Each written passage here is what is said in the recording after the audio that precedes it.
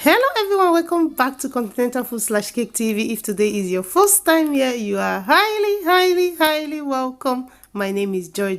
In today's video, I'm going to show you how to make pizza dough at home. So easy to make. Today, I'm going to show you how to make it with your hands, how to knead the dough with your hands. You can also make this dough with mixing machine, but today we are going to be making by hands. If you're new here, please subscribe, turn on your notification bell so that whenever I upload new video like this, you're not going to miss out. Do not forget to leave your comment and give me a big thumbs up. Let's get started. To make pizza dough, you need flour. Here I have 500 grams of self-rising flour. Then I'm going to add 20 grams of sugar and 60 grams of desiccated coconut grinded. Then I'm adding half a teaspoon of salt. Add 2 packs of instant yeast.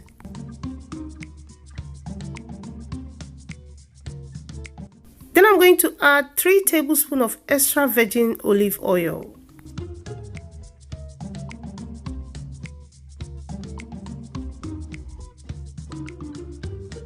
To mix the dough, I'm going to be using whole milk warm, and I'm going to be adding it bit by bit until I achieve a soft dough.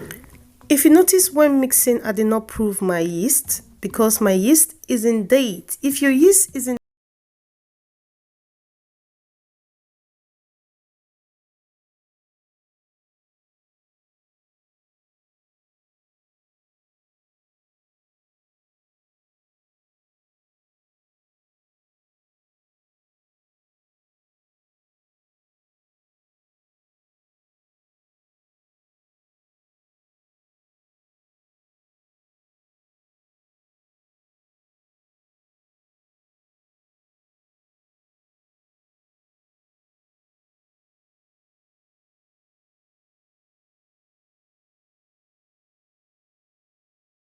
and start kneading, and the kneading process takes between 10 to 15 minutes, and you have to knead and knead. It might look a bit messy and looks like you want to add flour. I'm going to beg you, don't be tempted to add flour. Look at my hands. If you can't handle the stickiness of the dough, you can rub your hand with vegetable oil or extra virgin olive oil, then continue kneading. The kneading process is going to develop the gluten in the dough and make the dough very stretchy. That's the purpose of kneading the dough for 10 to 15 minutes. And by the time you knead the dough for 8 to 10 minutes, the dough will start coming together.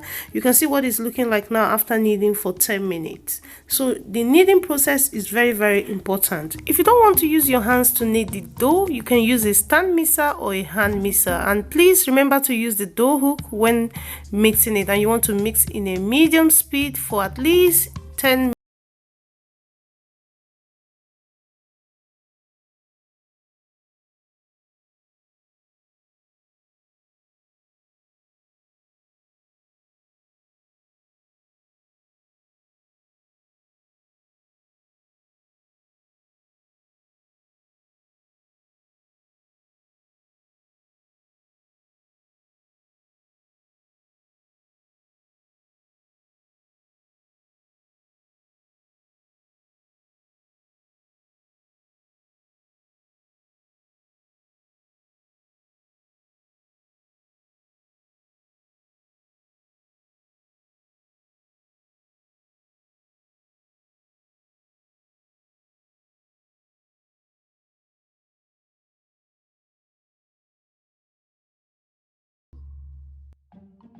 After kneading the dough for 15 minutes, which require a little bit of energy, by this time your dough should be very stretchy and you've developed the gluten in the dough.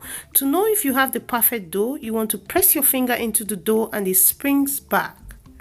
You press your finger again and it gradually springs back. That's the perfect texture or consistency for pizza dough.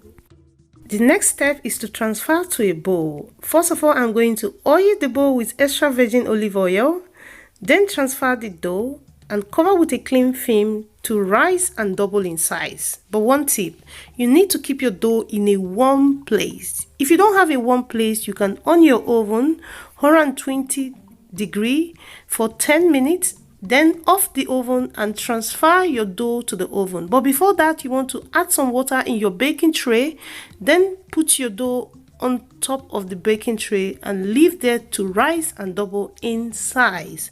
That is if you do not have a warm place. You can also keep the dough beside your heater. That is if you live in Europe, your heater. The rising process or the proving process takes between 1 hour to 1 hour 30 minutes, depending on how warm the place you kept your dough is. If the place is very, very warm, it takes less than 1 hour. After 1 hour 30 minutes, the dough has rise and double in size. This is what you want for your pizza. You have to make sure that the dough rise and double in size. Very, very important step. Then you want to open the dough and give it a soft punch to release the air bubble. After that, I'm going to transfer to a clean surface and divide the dough into 4 pieces. This pizza dough, this recipe is going to give you 4 large pizza.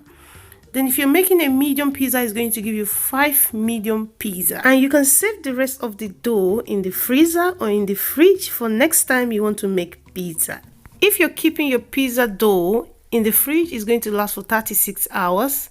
If you're keeping it in the freezer, it's going to last for 2 months and more. Remember to wrap your dough with a food bag. It's going to stop it from drying out. At this point, you can stop watching this video, but if you want to learn how to make the pizza himself, I'm going to show you how to make it in the cooker. I have my pan, and with the pan, I'm going to oil it with extra virgin oil. With one of the dough, I'm going to flour my surface, then press it down with my palm. You can use a rolling pin for this technique, but I prefer to use my palm to press the dough down. I'm going to use my palm and stretch the dough. After that, I lift the dough up to even stretch it the more. I don't know what this technique is called, I'm sorry, but I'm stretching the dough. That's what I'm doing. After that, I'm going to transfer to a pan.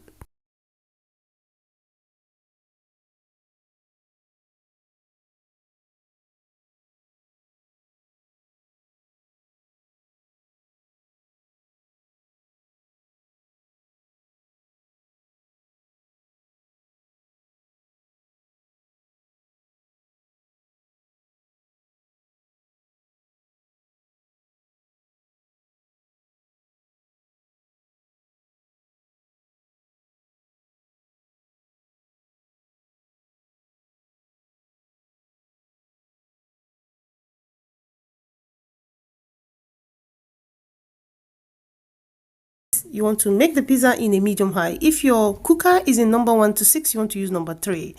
But before flicking the dough over, you want to oil or brush the top of the dough with vegetable oil or coconut oil, then flip over.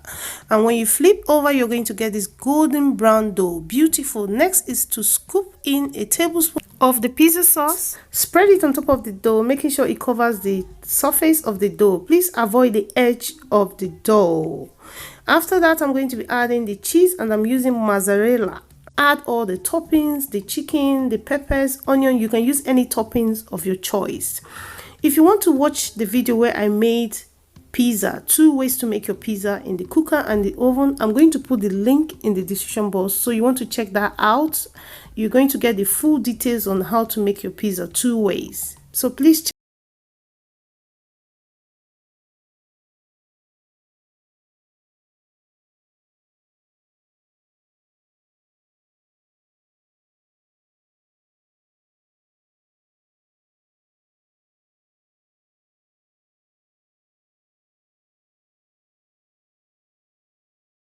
After adding all the toppings, I'm going to cover the pan with the lid, then bring another pot, place in the cooker, add some salt. After adding the salt, I'm going to place the pan on top of the pot, and I'm going to leave it to heat like this for 10 minutes because I don't want the heat to hit the fry pan directly.